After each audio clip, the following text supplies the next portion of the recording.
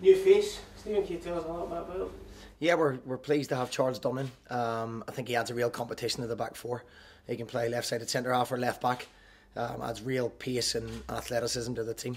I've worked with Charles before, and he's a good character, good boy to have around the place. But I think we haven't seen the best of Charles yet, and he's had a little bit of stop-start with injuries. But as I say, I think this will be a really good platform to play football, and I'm delighted to have him. Can you give us an idea of his background?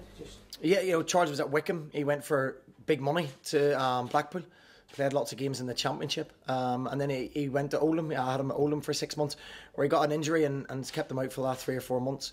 So it's probably the reason we were able to get him. Obviously I knew his background and knew what potential he had as well. He's someone that hasn't quite fulfilled the potential that his attributes have. He's big, strong, he's quick. He's good in the air, so I really do think he'll be a big success with us. Let's have a look at him over in Ireland as well. Do you think he's getting back to that kind of form? Yeah, definitely. I think Charles just needs somebody to believe in him. As I said, he's been very unlucky with injuries. It wasn't a case of looking at him in terms of ability. It was in terms of assessing his injury. And he's not missed a single session. He's probably 4 or 5 weeks ahead of where we thought he would be, if we're being honest. And he comes down very much looking forward to working with him. There was a position that gave you some problems at the end of the year. You had to chop and change, and you used to put us as well, and that helped to get some more experience in there at the back. Yeah, Charles, he does come with that experience at Championship and League One level. As I say, he's a cool customer, as you'll say. He's very relaxed and laid back, so not too much bothers him. Which you need a calm and influence. But as I say, I think what we lacked a lot last year was pace in the side. So he does bring that real athleticism and pace to the squad. We're looking at a few other ones in Ireland. Is there any business like that to be done with them? Perhaps, yeah. We're going to look at them in game situations over the weekend as well, and on Tuesday night. I do need another right-sided centre half, stroke a little bit of cover for right back. So that's what we're looking at. We're looking at 2 centre halves. So we'll assess them after the games on Wednesday. Any chance of them being involved tomorrow? Yeah, they'll all be involved tomorrow. Some of the boys are ready to play tomorrow, and some aren't. As I said in the interview I'd done previously, there was some of the boys in England finished on the 30th of April. So Biggie is just a wee bit behind everybody, maybe a week behind everybody. So we're conscious that we don't want to throw him in too soon. So he won't be involved tomorrow, and there's a couple other boys that maybe not be involved, but will be involved in the Tuesday night's game. So all the boys we're looking at will be involved. How was the trip overall? Was it good to kind of integrate the new faces into the squad? It was excellent. It's a place I know well from my time in Northern Ireland. They know it's like a well-oiled machine, the Carton House. They have big teams come and stay. Real Madrid don't stay there for no reason. So the fact that Motherwell got there, it shows how well they've looked after us, and they've been brilliant in how they've treated us as well. We've done it where we didn't take a game, so it gave us nearly 9 really good training sessions with the boys, fitness sessions, and a lot of forward pattern and defensive stuff as well. So we're able to do a lot of good work out there in a brilliant environment. You managed to get Ronaldo's bed? Me.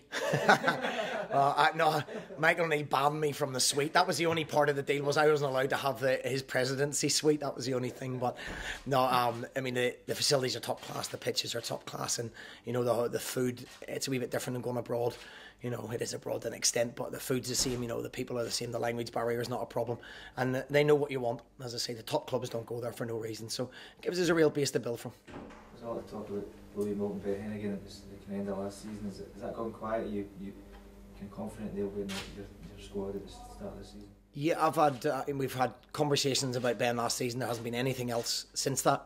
Well, Louis, I've had a couple of conversations with people, but there's been no offers for Louis at this stage. So I'm very hopeful Louis will be with us. We've offered Louis a new contract. We're currently negotiating with him as we speak, and we're hopeful that he'll stay. That would be a massive boost to get him on a long-term deal. It will be. Look, what we can do as a football club is put an offer to him, the best that we can offer.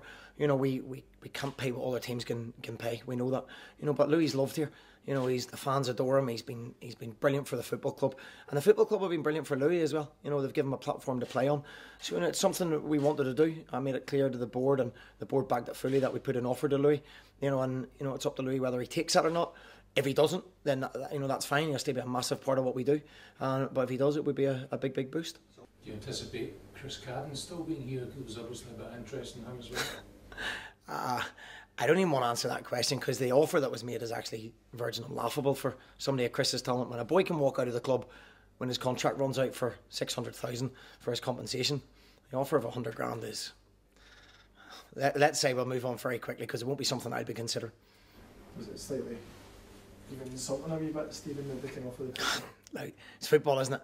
You know, the other teams will try and get your players as cheap as they can, and we'll try and sell them for as much as we can. That's football, isn't it? So, no, I don't think so. But what I do think is it doesn't warrant a discussion. It certainly doesn't. Chris is a big part of our plans. He's one of the best young players in Scotland at this moment in time, and there will be interest in him, no doubt. And Chris's time will come when he will probably leave the football club, but it won't be for that kind of money, and it won't be at this time because we intend using him and making sure he's a big part of what we do. Quite frustrating when a player can maybe get unsettled if there's a sensible bid, a reasonable bid, but if it's a bid that you're saying is not even worth bothering about, is that you've got to go and speak to the player and make sure he's alright about it? Yeah, the one thing I said to the players when I came in here was that you'll get honesty from me. I'll tell you the truth. So anytime we do get an offer, I don't speak to players on every conversation. I speak to managers all the time and mention players. But when there's been an official bid, of course you've got to sit down, and it does turn their head no matter what. It does turn their head. And I've had the conversation with Chris, but he's such a grounded young man that won't be a problem for him. As I say, the offer wasn't anywhere near what we would even consider or look at. Chris isn't someone that's wanting to leave the club and race away anywhere else. His development's here, and his time will come. But he'll develop as a footballer and get better and better at our place. But it is a little bit frustrating when some of the perceived bigger clubs think they can come in and settle your players. But that's football. As I said, they'll try and get them as cheap as possible, and we'll try and sell them as high as we can. That's football. Are Tate and McManus, are their fitness okay after the way the end of the season? Yeah, both come back very well. Trained really well, not missed a session. We actually took Tate out of one of the sessions because he's a boy that you have to pull back instead of push forward. He pushes himself to the limit every session, so he's another big bonus for us. For me, that's a new signing. He played a half of football for me at Kilmarnock away, so really and truly hasn't been involved under me. The same with Steve McManus, didn't play any games. So again, he comes back and we've added a lot of pace alongside him. Ben's got a good turn of pace and Charles Dunn's got a lot of pace. So I think Mick's still got a lot to offer, and he's proved that since he came back.